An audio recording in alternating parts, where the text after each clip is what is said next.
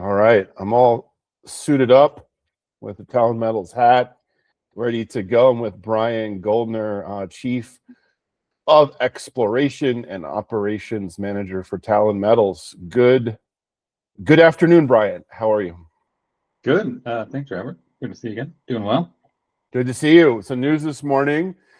A lot to unpack here. I'm going to be honest. I got some questions for you because there's a lot to decipher. First of all, let's start with the comment. So I guess let's kind of work backwards. The chalcopyrite veinlets, the massive sulfides that you intersected in the bottom of hole 66. This is something I'm not entirely clear on, because in the graphics in the news release, the hole 66 shows that it intercepted the massive sulfide pod,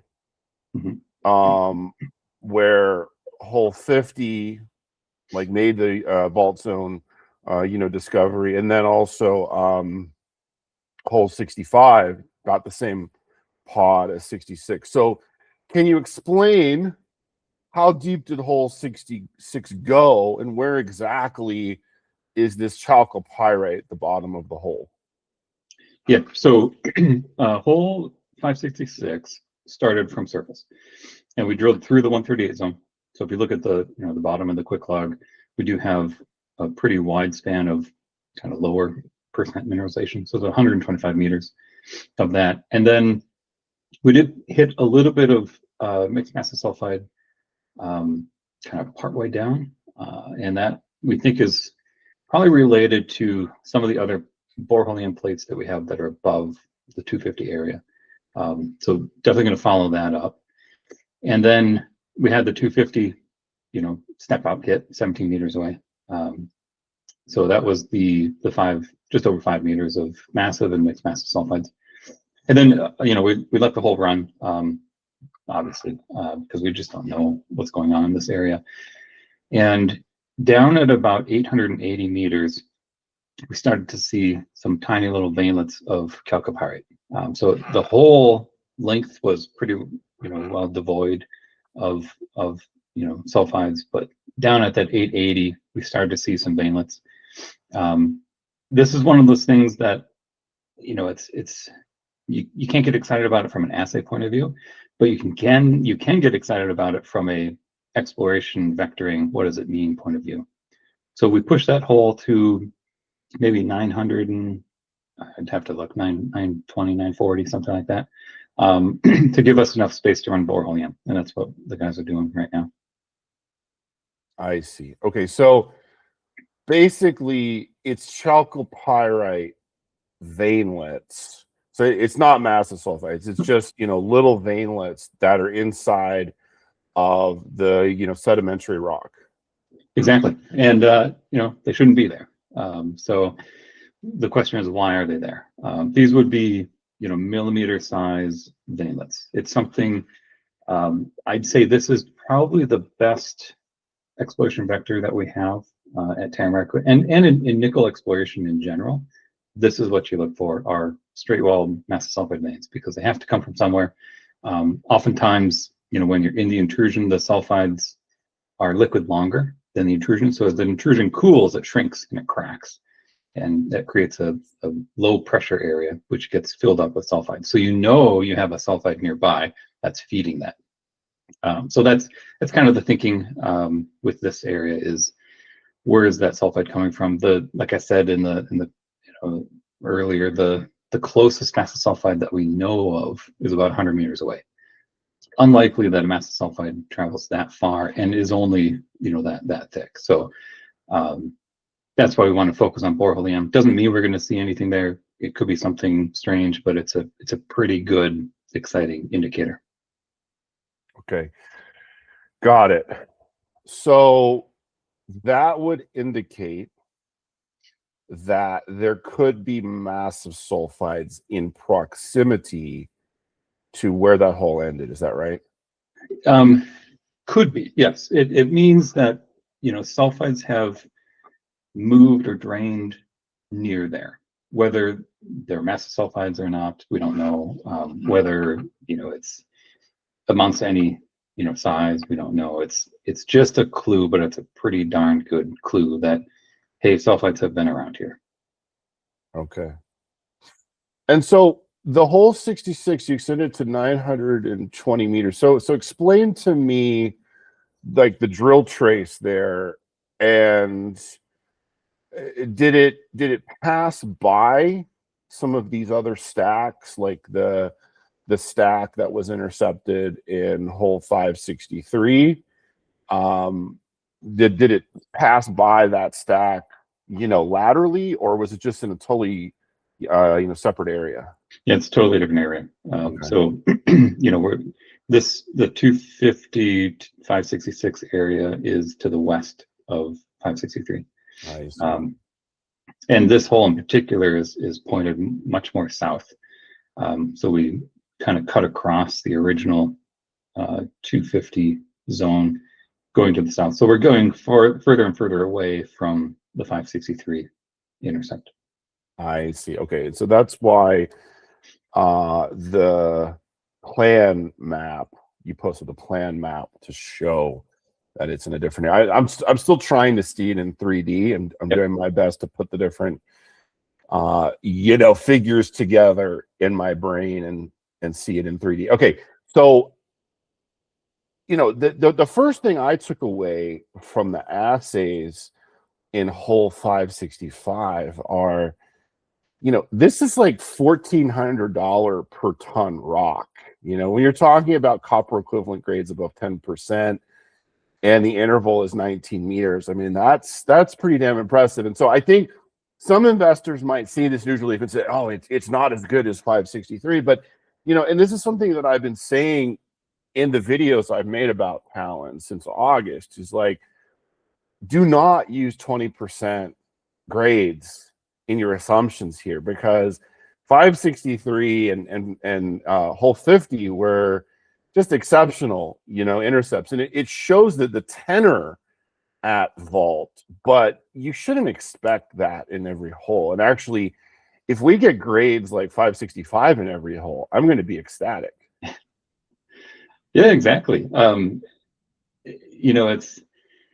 think we put the picture into the core on this press release just to show, like, it's not that impressive looking, but what carries that interval is the tenor is really good. It's pretty similar tenor to what we had in 563. So it's really a question of how much sulfide is there. This was mixed massive sulfide, anywhere from 15% sulfide up to, we did have some smaller zones of massive sulfide, but it's visually not that impressive, but the grades are very good. I think 19 meters at 11% copper equivalent is fantastic. That's you're in the top probably 25% of intercepts at Tamarack. Yeah. Oh yeah, for sure.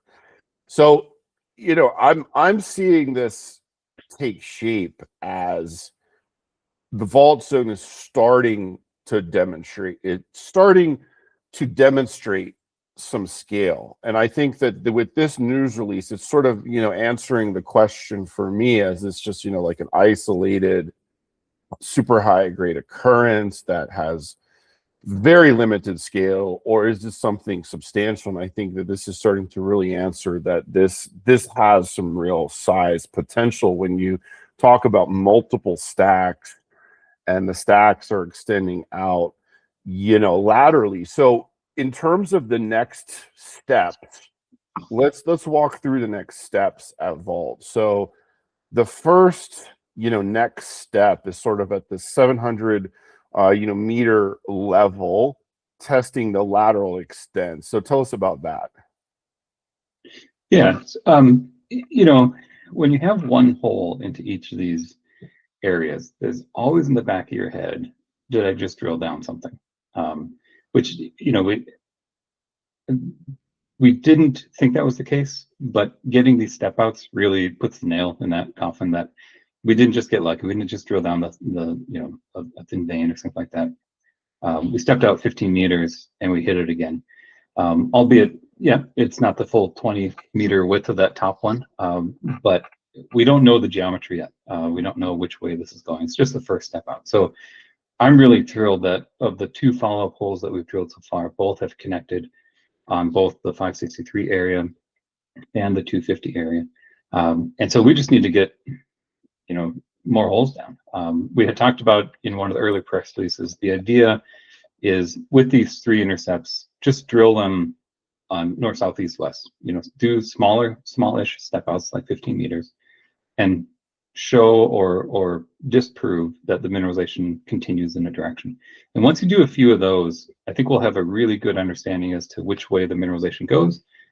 Does it continue? And then you got to remember, every time we do this, we get more borehole in. We get another snapshot of geophysically where is it pointing. And some of the holes that are the best, most useful holes are holes that actually miss the mineralization, because when you're inside the mineralization, it's very difficult to see anything outside. So we do need some holes that are going to not hit mineralization. Now, we're not going to purposely drill those. Those will just happen. But those are really important for us to get a nice, better picture of what's the geophysics look like, and then we can continue stepping out in whatever direction it's telling us to go.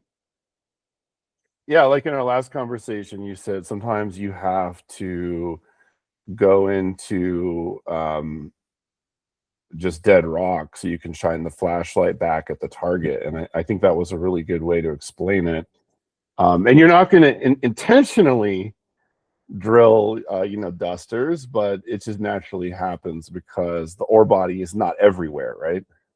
But yeah, sometimes you do intentionally have to drill a geophysical hole, but I really try not to do that. Yeah, you guys like to hit. You take you take pride in the hit rate, so you want to keep your stats up, right? Exactly. Okay, so what can you tell us about where the rigs are now? I mean, three rigs turning. What's the next area of focus? Yeah, so it basically hasn't changed. We still have 3 rigs turning.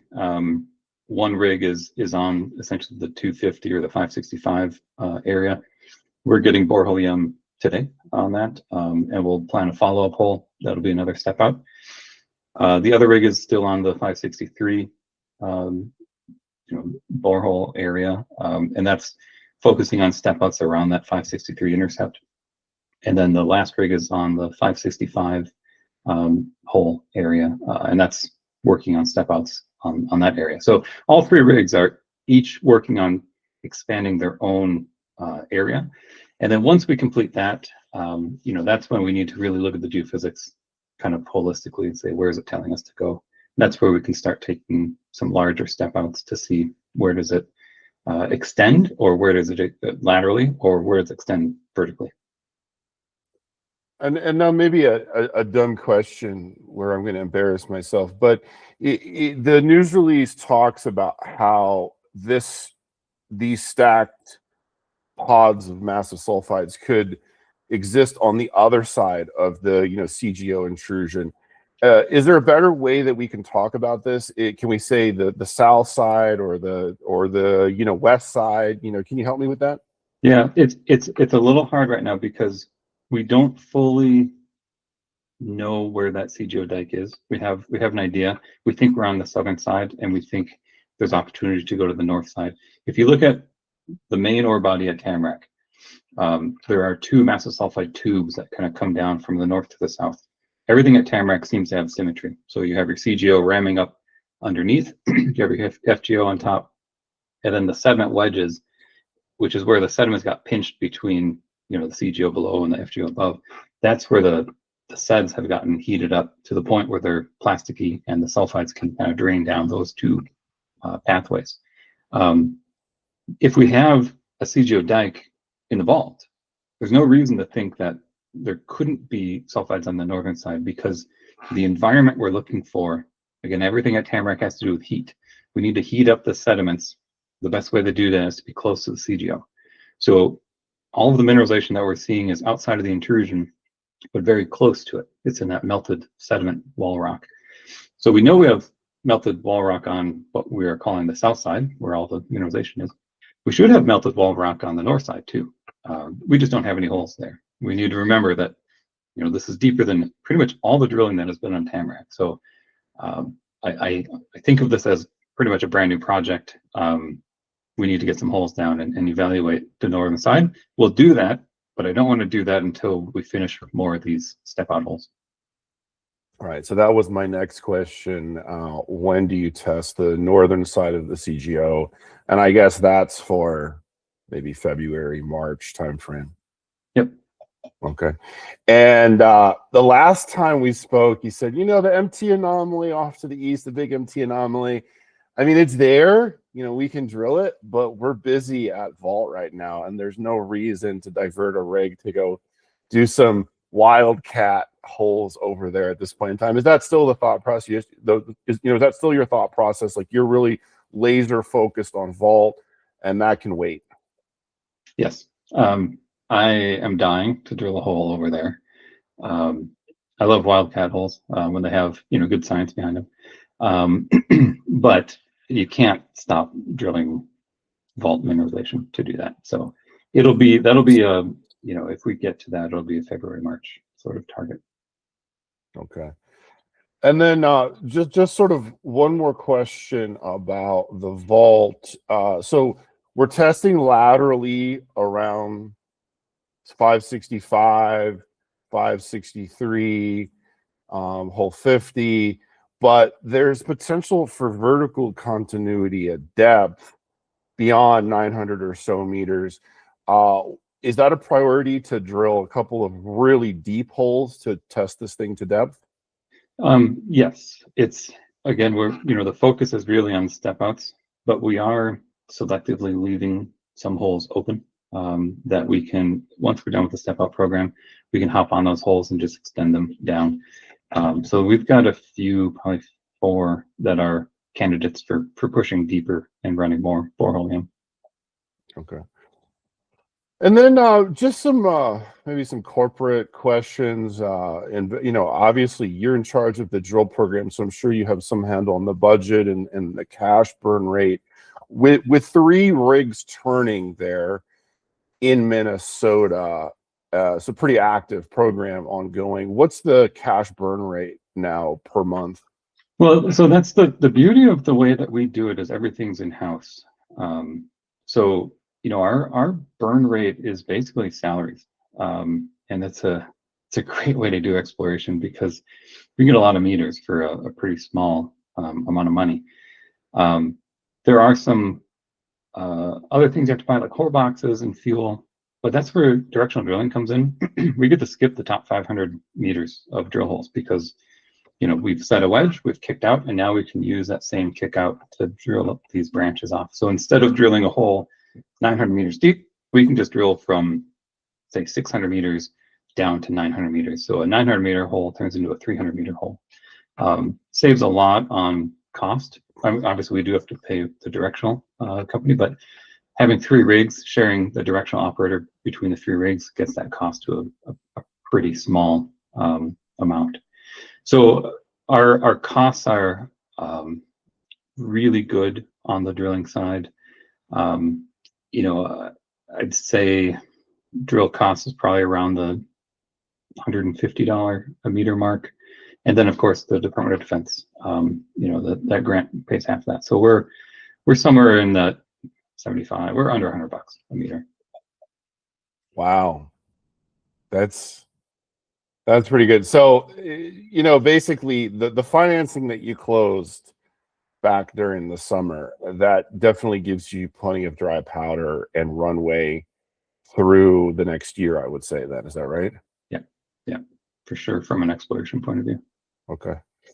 And that's why that's why we took exploration house, right? Geophysics, drilling, not only the cost, but also just the security of supply.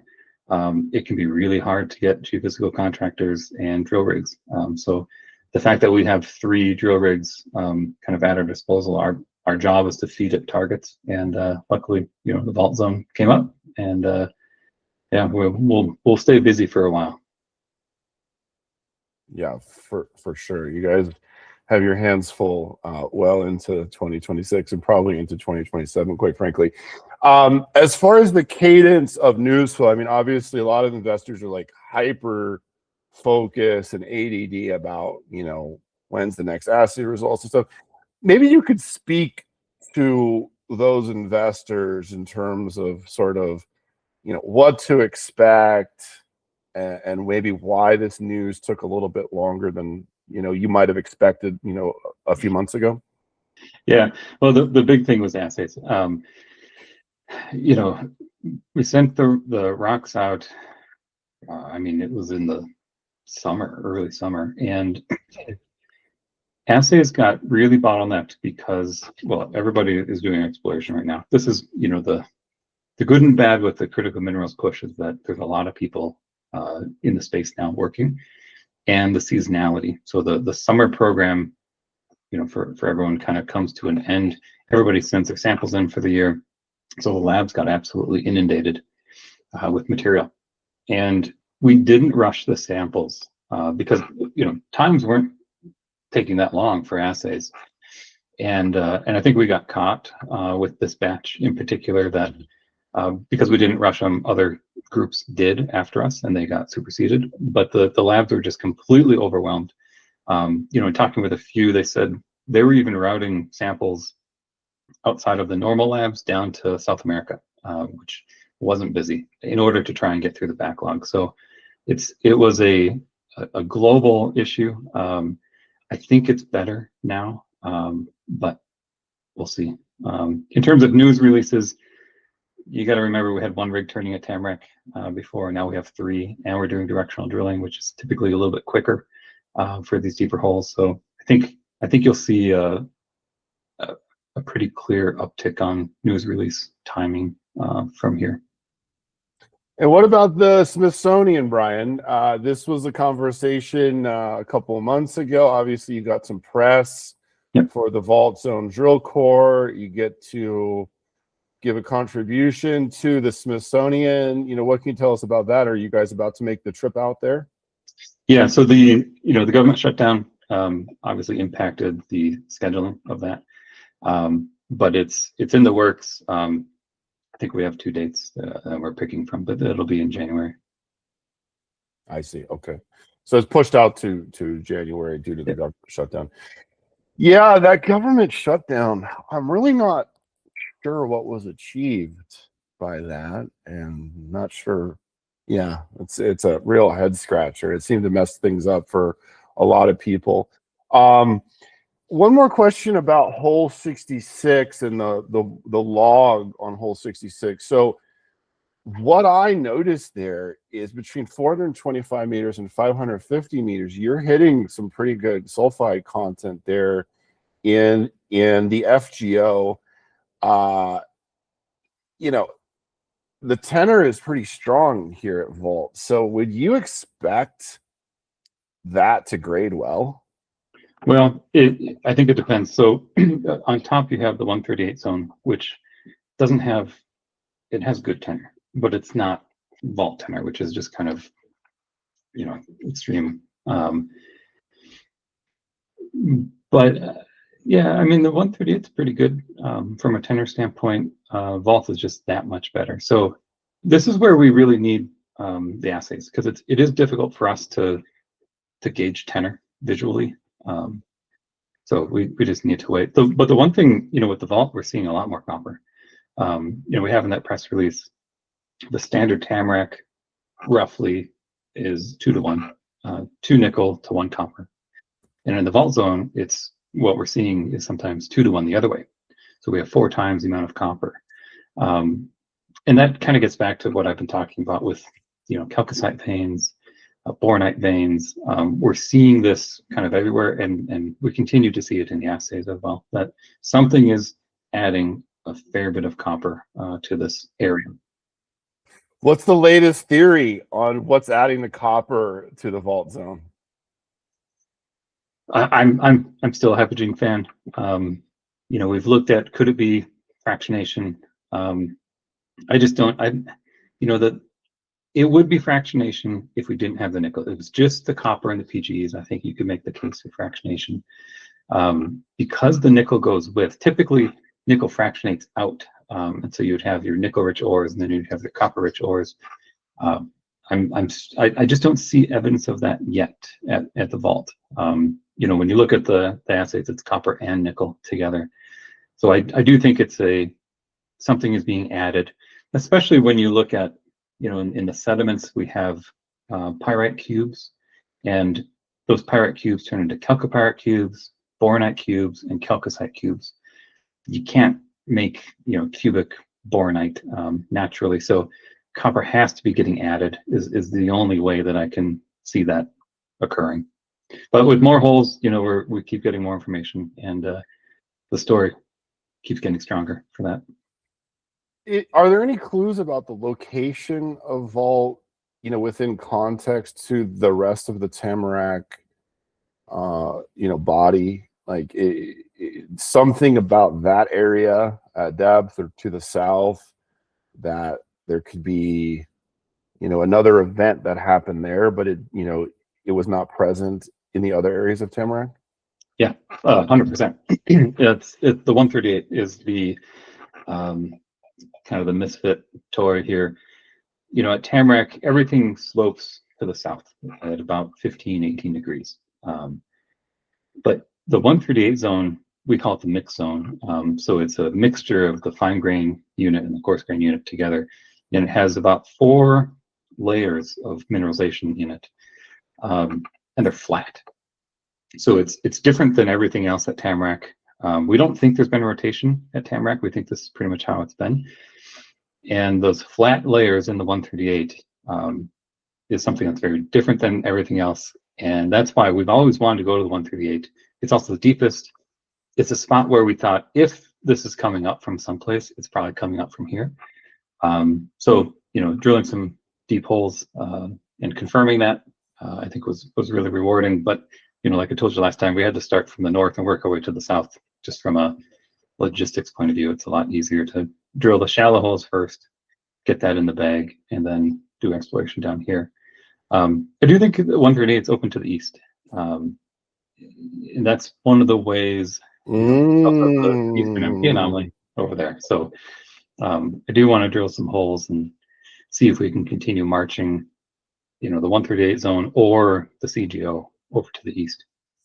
So it kind of like wraps around to the east. Mm-hmm. Yeah, Tamarack does some weird stuff structurally. The massive sulfides, when you look at the main zone massive sulfides, they're pretty much north-south. And by the time you get down to the 138 zone, they're trending at due east, basically, azimuth of like 80 degrees. So they've swung from, you know, 0 all the way back to 80 degrees. Similarly, we have this thing called the CGO bend, where from Tamarack going north, the CGO goes north and it makes an immediate jog to the east, and then it jogs to the north again. So there is some structural complexity. ability, yeah, where the intrusion can kind of go wherever it wants. And that's what we've seen with the sulfides in CGO West. You remember everything honors that 15-degree slope, and then all of a sudden they went vertical, which is why CGO West, you know, took quite some time to get discovered. But we just need to keep that in our mind when we see these sulfides. They can do whatever they want to do, and it can be taking right-hand turns. It can be going down. We need to kind of keep that in our mind so we don't railroad ourselves down a certain path. Yeah, this is quite a puzzle. This could be, it's between you and the Porphyry guys over in Idaho as like the 2 biggest puzzles right now for me in the junior mining sector. This is a fascinating one to follow. It's super interesting, all the different, you know, events, and constantly, you know, discovering new things. And, you know, you thought you might have known it all about Tamarack, but nope, you definitely don't. And there's still more answers to be solved around the corner.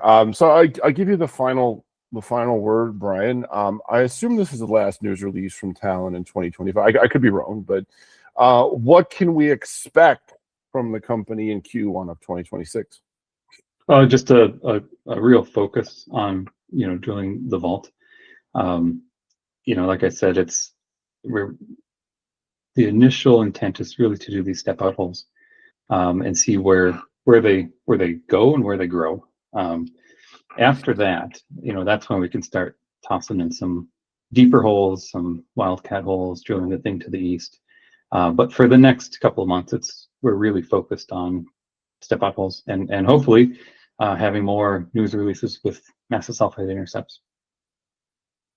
Very good. Brian Goldner, thank you so much. Great news release from Talon this morning, and I bought some more stock this week. Cheers, happy holidays, and we'll talk in the new year. Thanks, Robert.